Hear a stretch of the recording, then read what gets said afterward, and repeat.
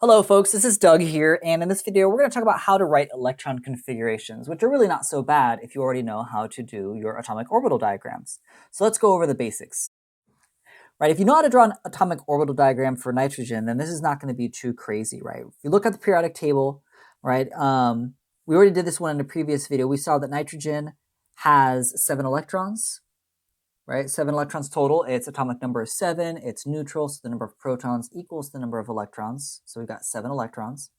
And then we start putting them in, right? So 1, 2, actually, let me do this. We've got 1, 2, 3, 4, 5, 6, 7, right? So there are my electrons for nitrogen. Looks like I did not need the 3s, right? We only got into the p block for nitrogen, the 2p subshell. What we're going to do to write an electron configuration, you just write, like I said, you write the orbitals in order. So we're going to have 1s, 2s, and 2p. Those are the ones that have electrons in them. And then you use a superscript for the number of electrons in each orbital. So since there are 2 electrons here,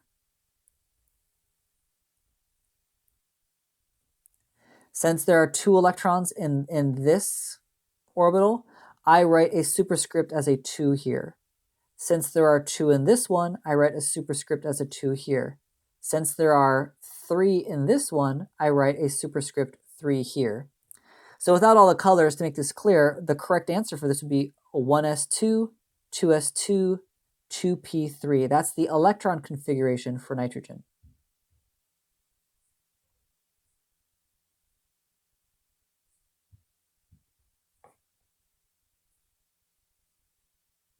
Now, it sounds weird, especially when you say it out loud, but to do it is pretty straightforward. If you already know how to do the atomic orbital diagrams and you know how to read the periodic table, then you're going to be able to figure out an electron configuration.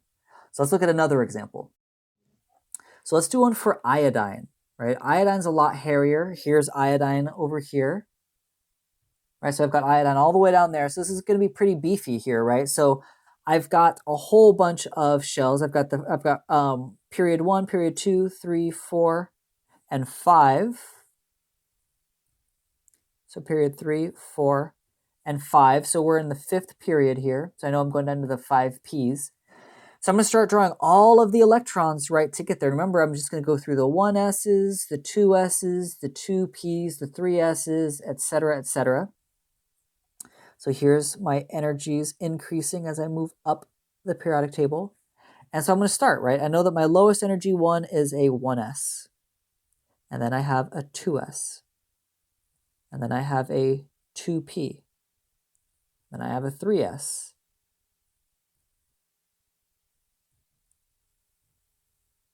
Right, I've just gone through that line. Then there's a 3p. Right, gone through there. Now I'm at the 4s.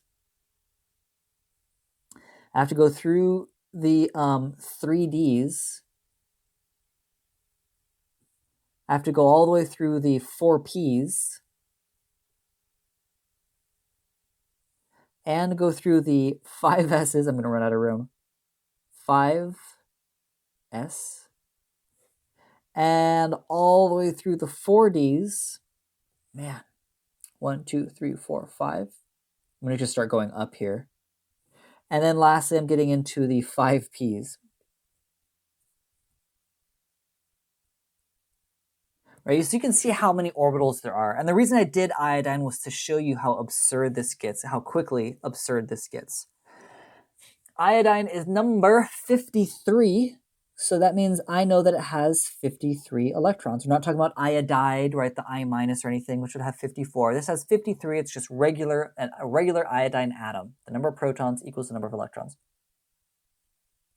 So then I fill this sucker.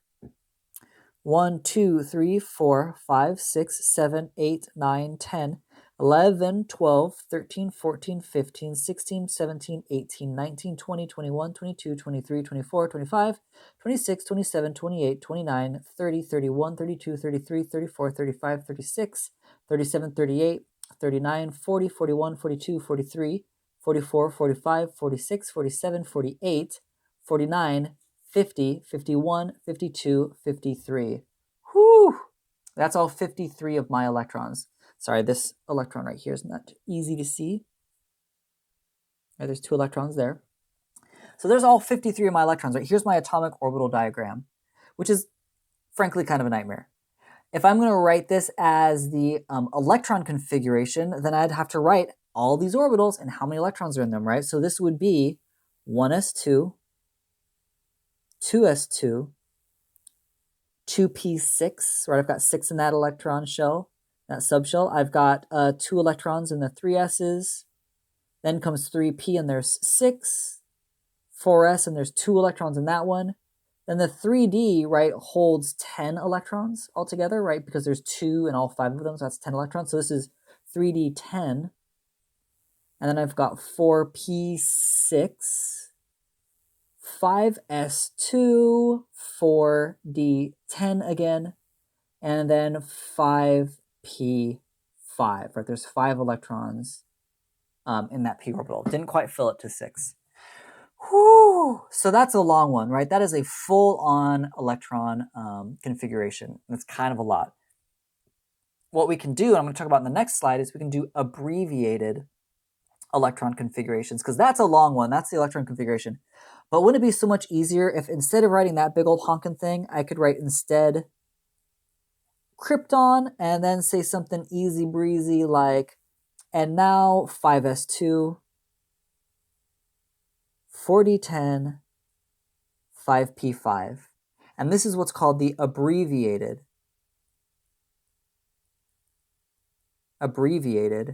electron configuration.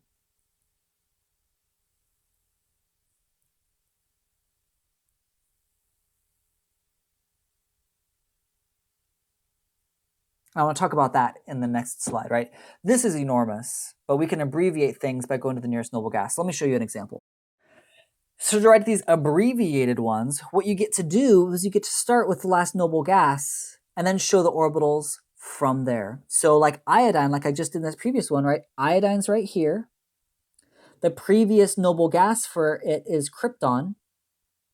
Right, I'll put that in a square. I circled iodine, krypton's there. So I was able to start with krypton. And then you just name from there, right? The valence shell. You just name the valence shell electrons. So that means I'd go through the 1, 2, 3, 4, 5, 6, 7. So I go through the 5s's, 5s2, right? Because there's two squares here, right? Here's 1 square, 2 squares. And then I'm going through the 4d's, and there's 10 of those. So 4d10. And then I'm in the p's now. There's 1, 2, 3, 4, 5. So 5p5, right? If you look here, there's 1 square. This is right. This is the first one in the p block. So this is the first 5p. 1, 2, 3, 4, 5. That's telling you how many electrons there are. 1, 2, 3, 4, 5. That's where I got this 5 from, right? Even if I didn't draw a atomic orbital diagram, I know that there's 5 there because the number of squares on the periodic table represent the number of electrons you need in order to get over to that element. So iodine, instead of writing that big old long thing, I could just start with krypton and then write 5s2, 4d10, 5p5, right? And you put the krypton in the square brackets is the idea. And another way to look at this is that we're starting with the noble gas, and this is kind of like I said in the previous video, and then you only draw here the valence electrons. These are, again, the valence electrons, those outermost electrons. All right, so those are the outermost electrons, the valence electrons, the ones that are going to be responsible for a lot of the reactivity that we're going to see in the future. Now, if I did the same thing with gold, here's gold. The nearest noble gas before it is xenon. So for gold, I get to start with xenon and then go from there. So with xenon, it looks like I'm going to start here at my 6s's, and I've got 2 squares for the 6s's, so it's 6s2. I've got filled with 2 electrons. Then we jump up into the F block, right? Let's not forget about this F block. The first time we've seen the F block. These are the 4 F's, right? Remember that the F block is the period number -2. So then we dip into the 4f 14, right? If I count this, 1, 2, 3, 4, 5, 6, 7, 8, 9, 10, 11, 12, 13, 14. 14. One of these goes in here. Sorry, lanthanide goes in here. My bad. Lanthanide goes in there. 14, and then you get into the 5Ds. You go through, you've got 1, 2, 3, 4, 5, 6, 7, 8, 9. So 5D, 9. Oh, I shouldn't have done that for this one. That's okay. I'm going to leave this. What we're going to see at some point in the next video, this is a good one. I'll leave this for now. But what we'll see that in the next video, I need to come back to this. This is going to be a deviates from these rules. Oops.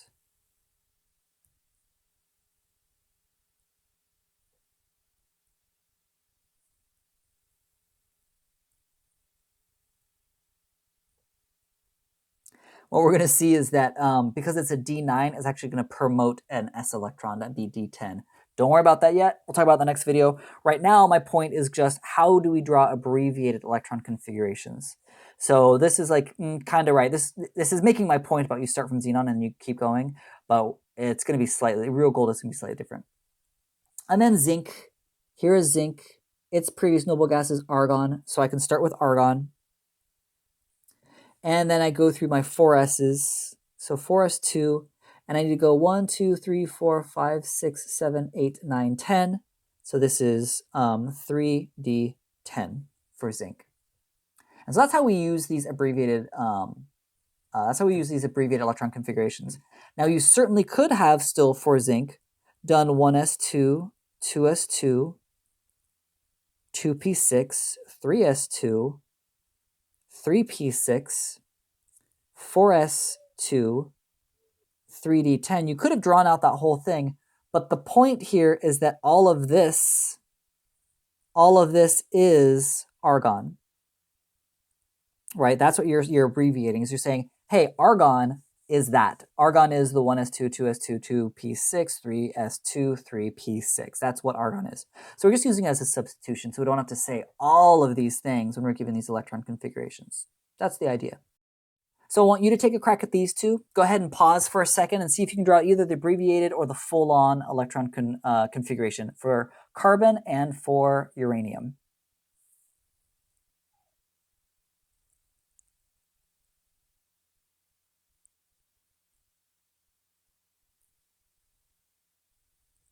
All right, so hopefully you got a little chance to look at that. Carbon is up here. This will be a nice, easy, short one. I guess you could use the noble gas thing to draw abbreviated, but it's so short. Let's just go with 1S2, 2S2, 2P2. That's all we needed, right? 1, 2. We only needed 2 electrons there. And that's it. If you wanted to do an abbreviated one, even though this is so small, you would use helium and then just, which only is the 1s2s, but you just abbreviate it like ever so slightly. Now for uranium, which is down here, I am definitely going to abbreviate that sucker. That is way too much, which means the nearest noble gas before it is radon, not radium, radon. So we're going to start with Rn and then go from there, right? So this is the 1, 2, 3, 4, 5, 6, 7s, 7s2. We're jumping into our F block. And so when we jump into our F block, we have 5F3. Because really these are right here. So this is really the first one, the second one, the third one. And that would be it for for uranium. It would be such a pain to draw out this whole thing. I'm not even going to bother doing it because you can see how ridiculously long it is. I hope you didn't draw it. But I'd absolutely use the abbreviated electron configuration for this. It saves you tons of time. So that's what these mean. What we're going to talk about in this next video, which I accidentally preempted in this one, is what we're talking about in the next video is how some of the transition metals have slightly different electron configurations, apparently, according to spectroscopy. Well, they'll promote an S into a D, and we'll also talk about ions. So that's going to be our next video, part 2, really, of how to write electron configurations for elements. So study up, keep practicing, good luck.